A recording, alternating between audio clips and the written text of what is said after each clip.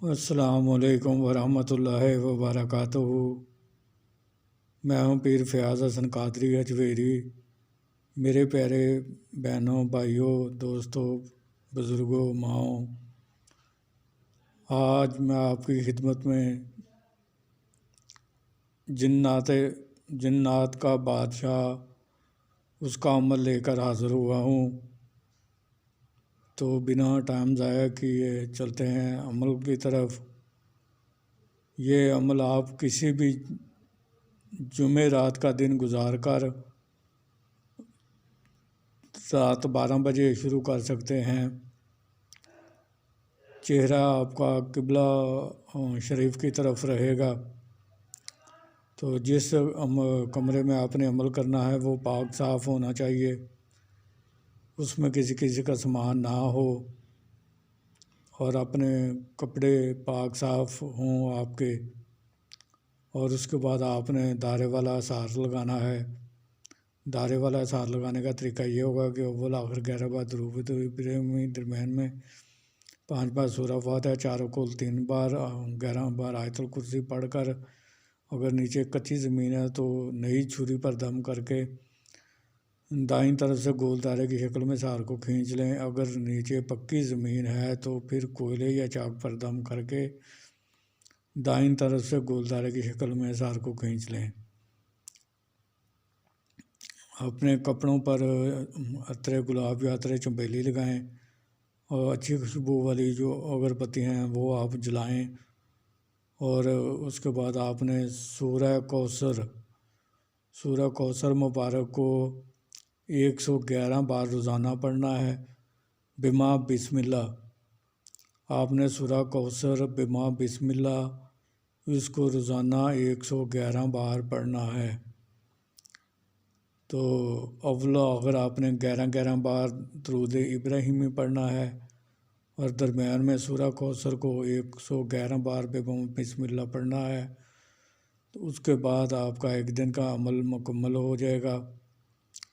پھر آپ اثار کو جس چیز سے لگایا تھا اسی چیز سے 3 جگہ سے یا 5 جگہ سے کاٹ کر باہر آ جائیں گے، تو آپ کا ایک دن کا عمل مکمل ہو جائے گا۔ اسی طرح آپ نے فکس جگہ، فکس ٹائم اور فکس جگہ پر آپ نے اس عمل کو 40 یوم تک کرنا ہے۔ 40 یوم تک کرنا ہے، اور اس میں پرہیز جو آپ کا رہے گا وہ یہ ہے کہ آپ نے ہر قسم کا گوشت نہیں کھانا، مچھلی نہیں کھانی، انڈا نہیں کھانا، کچا پیاز، کچا لہسن، کچی ادرک، کچی سبزیوں کا سلاد، کچا دودھ، دہی، لسی، جما اور مٹھائی، اور آم، تازہ پھلوں کا جوس، اس کے بعد سرکہ، ہینگ، چھوارا، خشک پھل، خشک میوہ جات جسے ہم خشک پھل کہتے ہیں، وہ آپ نے بال نہیں کٹوانے، ناخن نہیں کٹوانے، اور چمڑے کی بنی ہوئی کسی چیز کا استعمال بھی نہیں کرنا آپ نے اس عمل کے دوران۔ یہ آپ کا پرہیز رہے گا۔ اور اس عمل کی مدت 40 یوم ہے۔ 40ویں یوم سے پہلے اس کی حاضری شروع ہو جاتی ہے، لیکن آپ نے ڈرنا نہیں، گھبرانا نہیں۔ آپ نے صرف اپنی پڑھائی پر توجہ دینی ہے۔ وہ آپ کو ڈرائے دھمکائے تو آپ نے ڈرنا نہیں، دل کو مضبوط رکھنا ہے۔ وہ صرف ہاں کا ایک دھوکہ ہوتا ہے، حقیقت میں کچھ نہیں ہوتا۔ تو وہ آپ کو صرف عمل چھڑانے کے لیے ایسا کیا جاتا ہے۔ تو آپ نے ڈرنا نہیں، گھبرانا نہیں۔